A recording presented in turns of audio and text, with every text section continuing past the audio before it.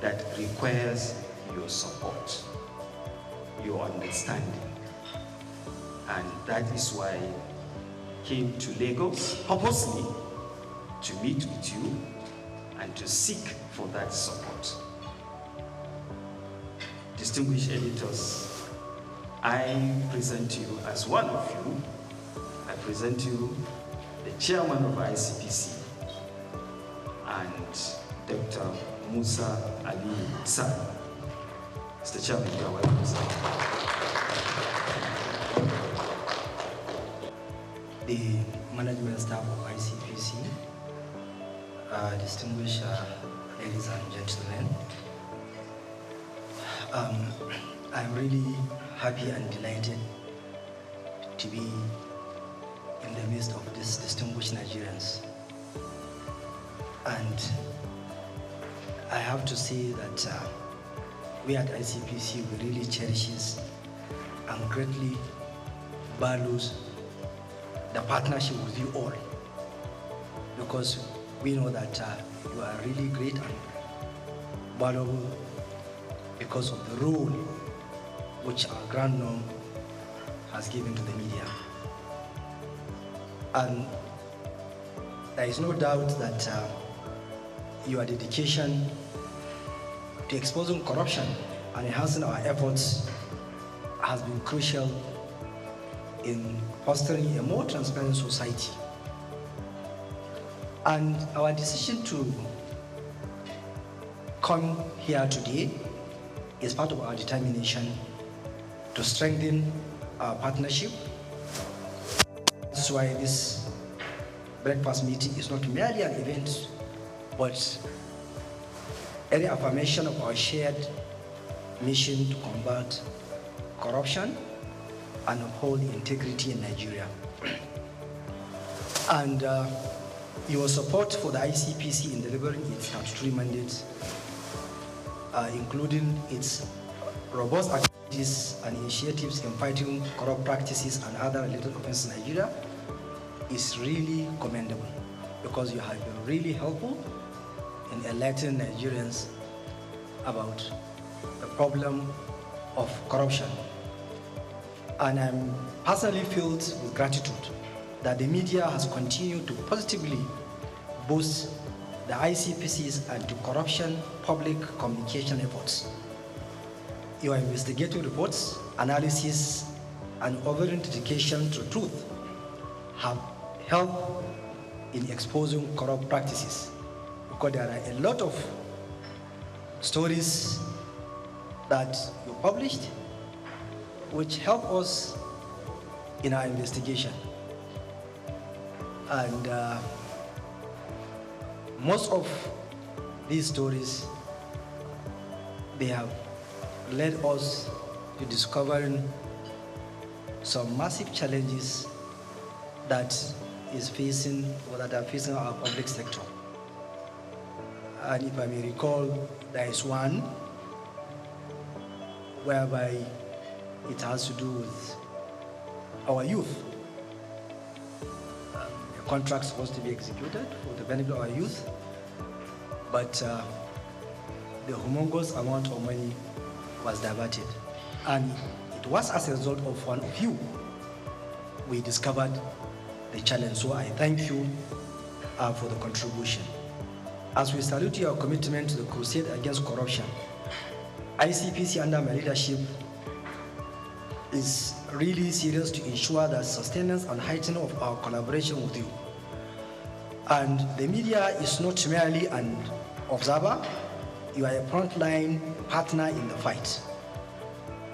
And over the years, ICPC has adopted a strategic communication approach in line with Section 36 of the 1999 Constitution as amended, and Section 27, Sub 4 of the ICPC Act. And these laws ensure the protection of suspects' rights while remaining strict, diligent, and stand in our actions. And ICPC will remain resolute in propagating the rule of law and protecting human dignity. And also, ICPC under my leadership prioritizes the protection of whistleblowers, and the integrity of investigations. And transparency is a cornerstone of our work, and we will continue to provide verified information through official channels, which include press releases, newsletters, and our digital platforms. May I quickly review some of our engagement last year? Last year, because I was the Attorney General, and I rallied my former colleagues, we had a meeting in Abuja whereby we look at the challenge of corruption at subnational. We reviewed the problems and also agreed that we need to work together. As a former Attorney General, I know that they are critical because they are the chief law officers of the states. That is why I engaged them, and after the meeting we had in Abuja, we started the zonal engagement. We had one in Kano for the Northwest, where we discussed challenges around corruption within the zone. And also this year we are going to the other geopolitical zones to have similar deliberations. And also in September this year we are going to sit down and review what we have done to see how can we partner. Because I feel the attorneys general are critical. And as chief law officers, they need to work together with us, because by section 15 of the Constitution, all of us are supposed to put hand on deck in order to fight corruption and also to see how can we tackle abuse of office. And also, I had engagement with Nigerian Institute of the NIPR, the Nigerian Union of Journalists, ICANN, Nigerian Bar Association, and various stakeholders on how can we partner in the fight against corruption. Because no single entity can fight corruption. We need to work together. So that is why I reach out to various stakeholders to ensure that we are on the same page. And last year, we were able to reach out fiscally 1,458,000 individuals through our 579 sensitization exercise conducted under our community engagement programs. And we issued about 188 press releases. And also the Commission experienced increased followership in our social media platforms. And also we introduced what we call ethics pods, a podcast, whereby we are sensitizing Nigerians around the issue of corruption. And also, there is no way we can succeed without having planning. Our strategic action plan 2024 to 2028 was unveiled last year, whereby we gathered stakeholders and discussed it, because that will be our focus on how we can work. And our strategic action plan is in line with the National Anti-Corruption Strategy, which has 5 pillars: corruption prevention, issue of enforcement and punishment, ethical orientation, and also enlisting public support of Nigerians, so that, and also recovery of proceeds of crime and management. And this is the area whereby we have upscaled our activities to see that we trace, recover, and manage the process of crime, and also to remit it back to the Consolidated Revenue Fund, so that we won't allow those allegedly took away what did not belong to them to go away with it. Because if you allow them, once they accumulate the process of crime, no doubt they will use it and also to fight back. And also they will deprive Nigerians with what they are supposed to have in the issue of infrastructure. So that's why we focus seriously in that area of recovery or proceeds of crime. And also ICPC, as you know, that it has laudable programs. And one of the key issues which I focus is that I ensure that I consolidate all what the previous chairman of ICPC have done, from late Justice Mustafa Akambi to Professor Wasoni. I ensure that all their programs are intact, and I'm building up so that I want to ensure that we maintain that organizational culture of ICPC, and also for me to enhance what they did, most especially to focus on digital transformation, because this is an area whereby we need to use technology in the fight against corruption, most especially in the area of analytics, artificial intelligence, that we'll be able to analyze huge data. And I'm sure you are aware of the constituency and executive project tracking, which ICPC is well known about it. And I know last year we were able to track over 1,500 projects, which has value of over 600 billion naira. And so that at least Nigerians can get good quality projects that is in the budget. And also the Ethic and Integrity Compliance Scorecard, which is an initiative of ICPC, which measure institutions' adherence to ethical standards. We released the results, and I have seen the impact, because most of head of agencies that have not done well, they reach out. Chairman, why? What are our challenges? Can you help us to see that we overcome these problems? Which is really good, because I have never thought that it will have that impact. And why? Because of you here. You have gave it wide publicity. So because of that, most of the head of agencies now, they reach out. Please, how can we do well next year? So I thank you for the assistance. And also our sexual harassment prevention program, which is tackling corruption linked to abuse of power. Last year, I know that we had engagement with the one civil society, where the ministers of the Minister of Education, then Professor Tahir Mamman, and the State Minister Yusuf Tonko Sununu, they were there. The former Minister of Affairs was there, and also over 20 commissioners of education across the country, they attended, because we discussed the challenge around the problem of sexual harassment, most especially in our tertiary institutions, because our students are victims of this challenge. So that's why ICPC has been doing its greats in that area, so that we ensure that we help our students, we protect them from sexual harassment. And I'm sure that you are aware that currently there is one of the senior academics that is facing trial at Abuja Federal High Court on this issue of sexual harassment.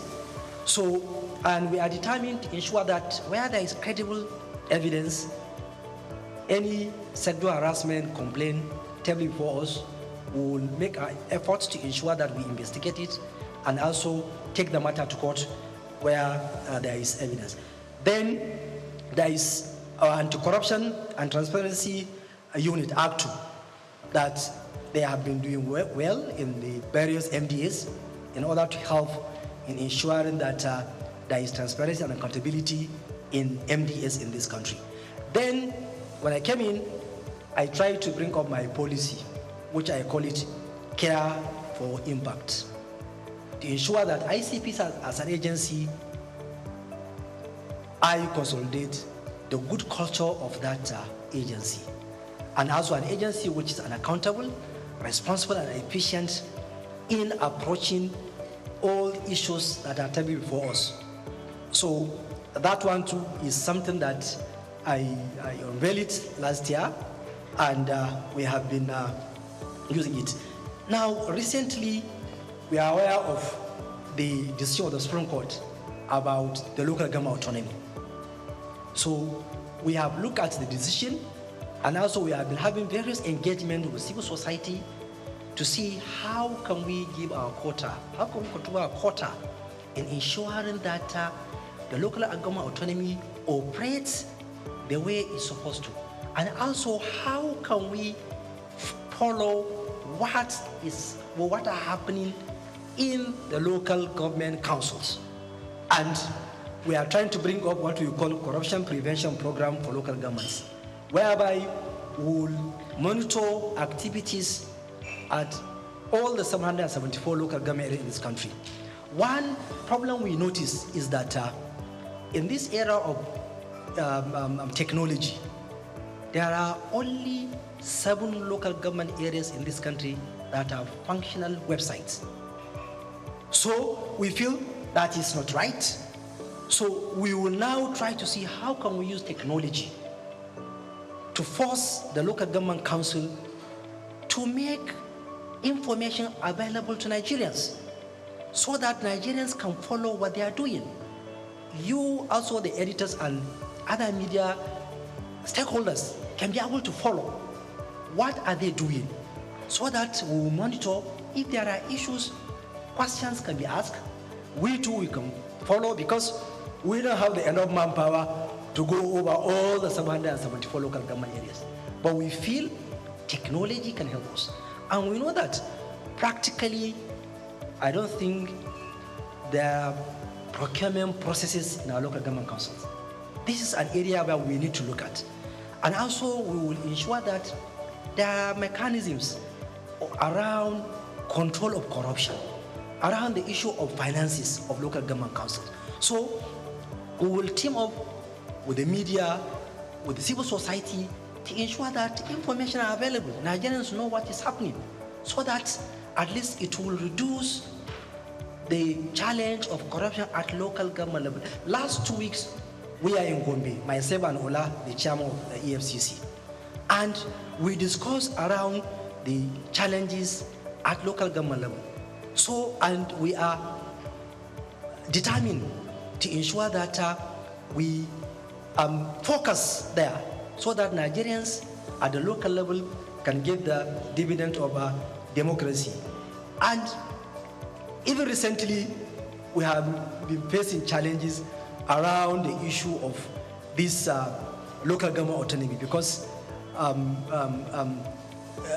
there is even one caretaker local government chairman whom we charged to court because after the decision of the Supreme Court, he continued to spend government money to award contracts despite the fact that the Supreme Court said, look, stop. And also we know how challenging this issue of local autonomy has been since 1999.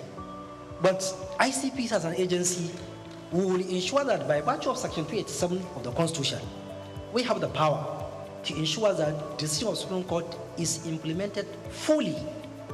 And also, I'm appealing to those who are making attempts not to comply with the decision of the Supreme Court to please desist. Because Supreme Court is the last court. Once it delivers a judgment, we must comply. That's what is rule of law. Because ICPC will continue to monitor and investigate because any caretaker local government chairman from 11th of July 2024 who spent public funds, who award contract, that is corruption because you don't have the mandate. And also the Apex Court has already spoken, so we must comply. Now, in my 1 year in office, there are a lot of international engagements which ICPC engage in. And in one of the engagements is that last year in September, we had an event in Beijing, China, whereby there is Global Network. Global Network is a coalition of over 200 anti-corruption agencies across the globe from 124 countries. And I had the privilege of leading ICPC delegation and Nigeria, whereby Nigeria participated in an election of steering committee member, and Nigeria was elected as one of the top steering committee member of that global network.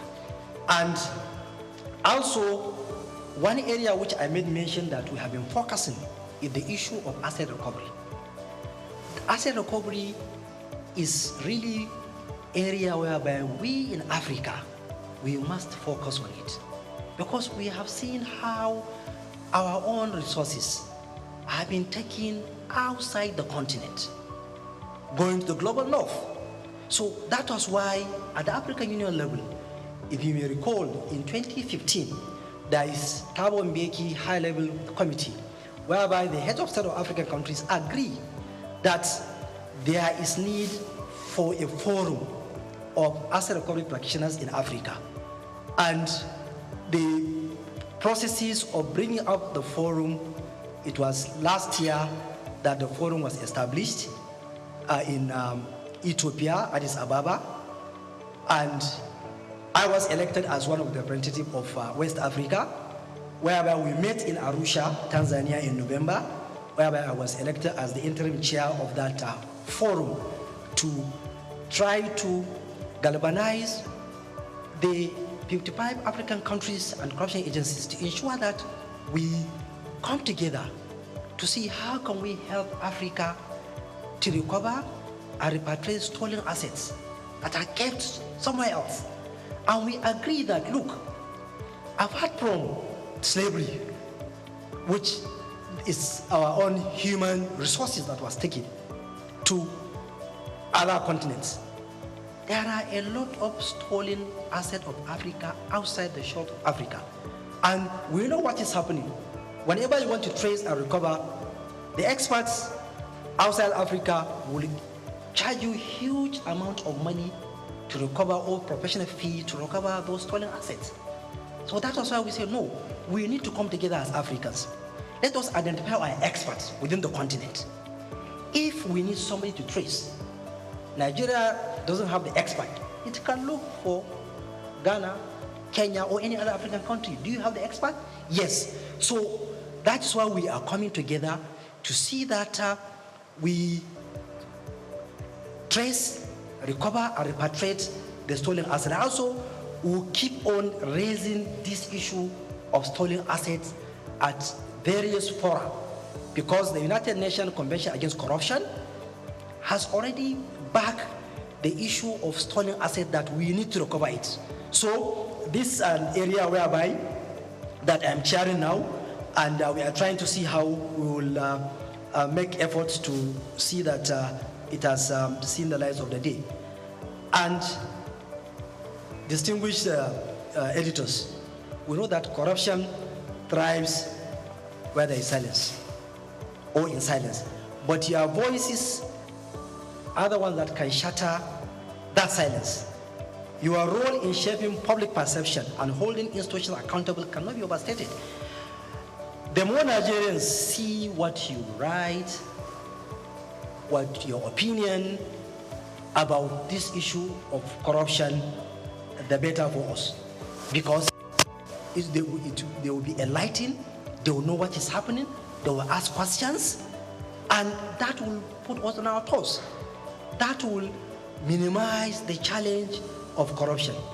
Because we at ICPC, we are trying to see how can we use our mission to diminish corrupt practices through our public mobilization, our own doggedness in investigation, and also to ensure that we follow rule of law. We will be patient in investigation. No matter how long it will take, we will do it slowly but surely. We will reach our destination. And also, we at ICPC will ensure that we deepen our own relationship with you, the media. And I'm appealing to you to come to our